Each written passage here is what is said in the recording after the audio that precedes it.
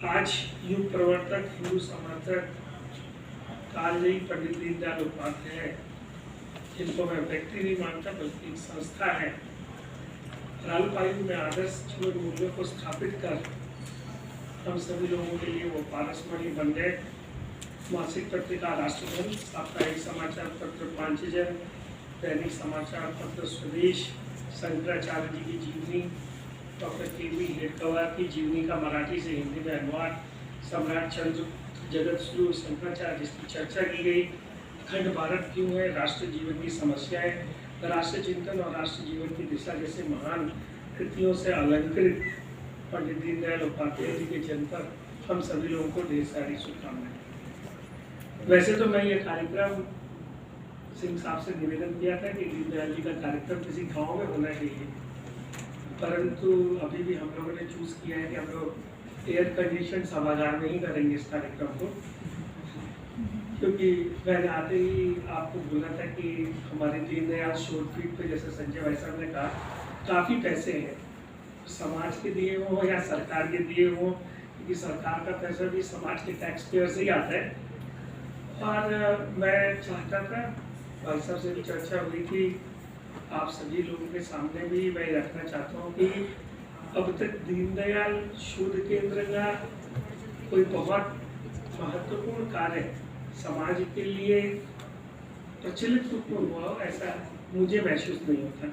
हो सकता हुआ हो पर मैंने नहीं देखा। जब भी हम किसी बड़े व्यक्ति का अध्ययन करते हैं तो उसके जीवन में एक बात बहुत महत्वपूर्ण होती है कि उसने स्वयं उस तरीके का जीवन जिया होता है, लेकिन बाद में कालांतर में जब लोग उसकी बातें करते हैं तो वैसा ही हो जाता है कि आदमी जो है वो उंगली देख लेता है, लेकिन जो उंगली चांद को दिखाती है वो हट जाती है उसके बीच से।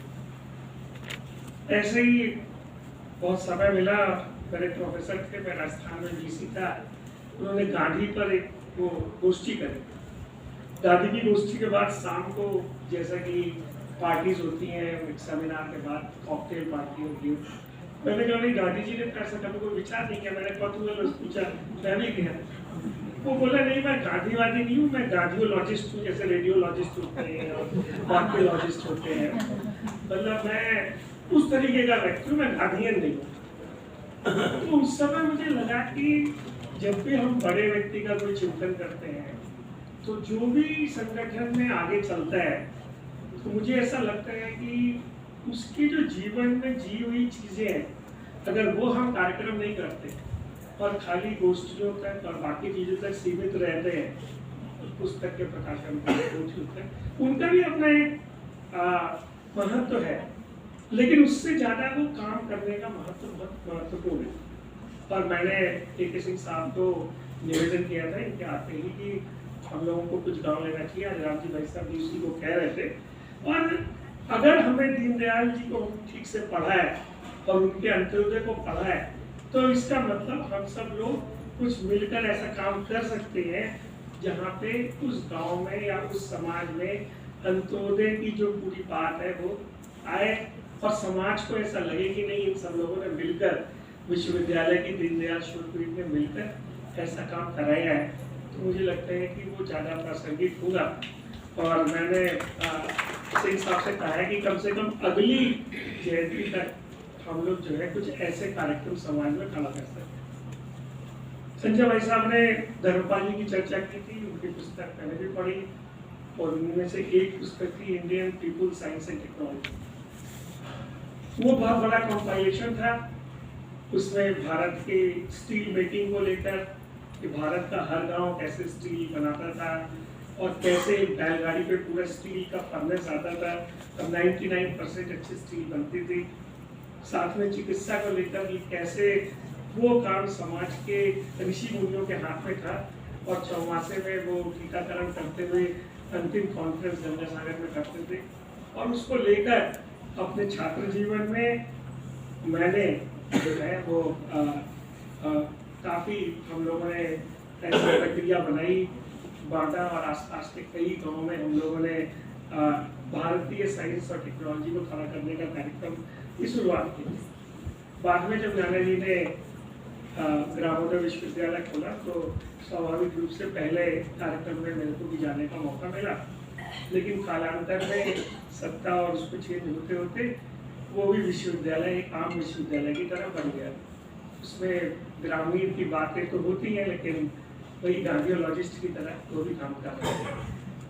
मुझे लगता है कि आज समाज में जब आज उनका जन्मदिवस है तो हम लोगों में से बहुत सारे लोग हैं जिन्होंने अपने पूरे ज्ञान के भंडार को बांटा है और हम लोगों को प्रेरणा दी है। और हमारे बीच में प्रोफेसर जेन गुप्ता सर भी हैं जो दीनदयाल जी के साथ काम करने वालों में से कुछ व्यक्तियों में कानपुर में बचे हैं। हरिभाऊ जी भी हैं। मैं तो सबसे एक ही निवेदन करता हूँ कि छोटे व्यक्ति के कारण की हम लोगों की प्रेरणा किसी काम की शुरुआत से की जाए, क्योंकि आज जिस तरीके से यह सेंचुरी चल रही है और जब क्योंकि हम उस समय जब भी कोई रेलेवेंट बात आती है, कोई ऐसा कालजयी व्यक्ति का जीवन आता है, तो वो जो भी उसके आसपास की चीजें होती हैं उस पर वो अपनी चीजें लिखता है और भविष्य के विजन से देखकर लिखता है। आज जब हम तकनीकी के क्षेत्र में चौथी औद्योगिक क्रांति पे खड़े हैं तो पूरा देश, समाज और विश्व एकदम चेंज हो गया, बदल। हम लोगों के पास भी बदलने का अवसर है। ऐसे समय पे तकनीकी को लेकर, एकात्म मानववाद को लेकर और दीनदयाल जी के विचारों को लेकर क्या हम किसी गांव में, समाज में इसको इम्प्लीमेंट कर सकते हैं और सचमुच अंत्योदय की जो बात उन्होंने कही है वो प्राप्त कर सकते हैं। अगर मुझे लगता है कि छोटे से ही गांव में, एक गांव में या दो गांव में या तीन गांव में हम कुछ भी प्राप्त करेंगे तो मुझे लगेगा कि वही उनके जन्म दिवस पर उनकी सच्ची याद होगी। इसलिए मेरा तो यही निवेदन है कि आप सब लोगों का आशीर्वाद हो। और के सिंह साहब को मैंने कहा है कि आपको पैसे की, संसाधन की, इसकी कमी हम लोग नहीं होने देंगे जो एक विश्वविद्यालय का कुलपति कर सकता है, लेकिन इसको प्राप्त करने के लिए आपको योजना बनानी पड़ेगी। क्योंकि मेरा अपना मानना है कि अगर हमें पता है कि पानी का फॉर्मूला H2O है तो H2O के जानने से हम पानी को नहीं जान सकते। पानी को तो हम तभी जान सकते हैं जब हम उसे पिएंगे। तो ये नहीं कह सकते कि नहीं साहब हम H2O करते रहे और हम प्यासे ही मर जाएंगे। इसी तरीके से जब कोई बड़े व्यक्ति का विचार होता है तो केवल उसकी संगोष्ठी, उसके ऊपर अध्ययन करना, बोलना, कुछ पुस्तकें निकालने से शायद उसे सच्चे रूप से हम नहीं जान सकते। सच्चे रूप से तो तभी हम उसे जान सकते हैं जब उसके चलाए हुए विचारों पर हम नया प्रयोग करें। मैंने बुद्ध की एक कथा सुनी थी। बुद्ध बैठे हुए थे, बुद्ध के पास एक व्यक्ति आया, उन्होंने बोला कि ईश्वर है, तो उन्होंने कहा कि ईश्वर नहीं। दूसरा व्यक्ति आया, उसने बोला ईश्वर है, तो बुद्ध ने कहा कि ईश्वर कहाँ नहीं है, सब जगह विद्यमान ईश्वर ही है। और तीसरा व्यक्ति आया तो बुद्ध ने उससे कुछ भी नहीं कहा। तो जब शाम हो गई तो शिष्यों ने पूछा, आपने पहले व्यक्ति को बोला कि भाई ईश्वर नहीं है, दूसरे को आपने बोला कि ईश्वर ही सर्वव्यापी है, तीसरे को आपने कुछ नहीं बोला, तो ऐसा क्यों किया? उन्होंने कहा पहला व्यक्ति जो आया वो ये मान के कि ईश्वर है, उसने अपना प्रयोग और खोज समाप्त कर दी, इसलिए मैंने उससे कहा ईश्वर नहीं है क्योंकि खोज को प्रारंभ करें। दूसरा व्यक्ति यह मान के आया कि ईश्वर नहीं है, इससे उसने अपनी खोज और प्रयोग समाप्त कर दिया, इसलिए मैंने उसको बोला कि ईश्वर ही सर्वव्यापी है, जिससे आप अपनी खोज को प्रारंभ रखें। और तीसरा व्यक्ति जो था वो ईश्वर को खोज ही रहा था, इसलिए मैंने उसको उत्तर कुछ भी नहीं दिया और मैंने कहा कि अपनी खोज प्रारंभ हो। तो जो महत्वपूर्ण बात है वो खोज और प्रयोग की है जीवन, क्योंकि भारतीय मनुष्य में किसी व्यक्ति का जीवन एक जन्म का नहीं होता, उससे काल कालांतर के जीवन और संस्कारों के उससे गिरा जाता है। और ऐसा सभी शास्त्रों में लिखा है कि जिस व्यक्ति की जीवन यात्रा जहाँ समाप्त होती है वो संस्कारों को लेकर दूसरे गर्भ में आता है और फिर वहाँ से वो अपनी जीवन यात्रा मोक्ष तक समाप्त करता है। अगर कोई पशुवत जैसा कार्यक्रम ना करे और पशुवत जैसा कार्यक्रम करता है तो फिर पशुओं की योनियों में जाता है। ऐसा हम लोगों के सभी जितने भी ग्रंथ हैं उनमें लिखा है। तो मुझे लगता है कि जो प्रयोग और एक्सपेरिमेंट करना बहुत ही इम्पोर्टेंट है। और गांधी जी ने भी माइक्रोस्कोपिक एक्सपेरिमेंट्स लिखा, जितने भी बड़े लोग हुए जिनको हम बड़े कालजयी कहते हैं, उन सब ने अपने प्रयोगों से ही आगे बढ़े।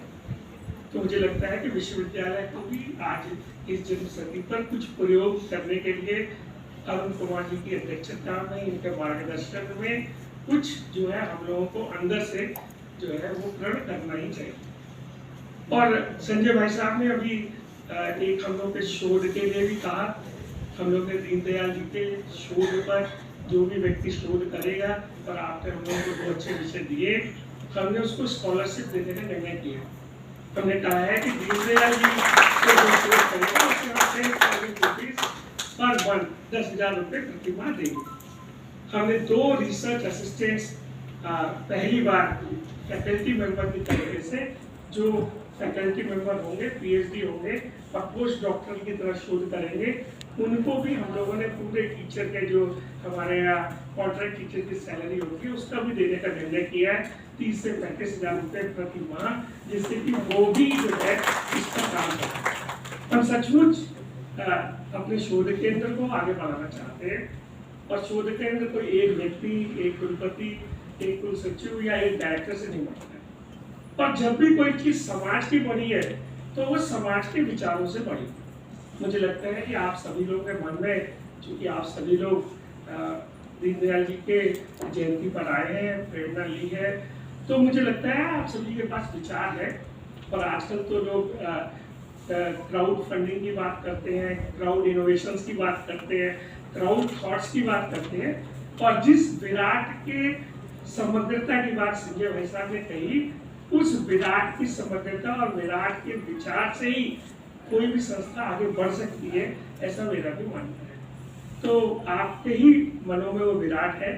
आप इस हमारे शोध केंद्र को आशीर्वाद दीजिए।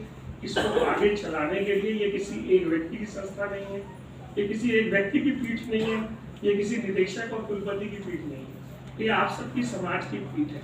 और इसमें जो भी आपको विचार है, जो भी आप सब समझते हो कि हम लोग यहाँ से कर सकते हैं, इसको करें।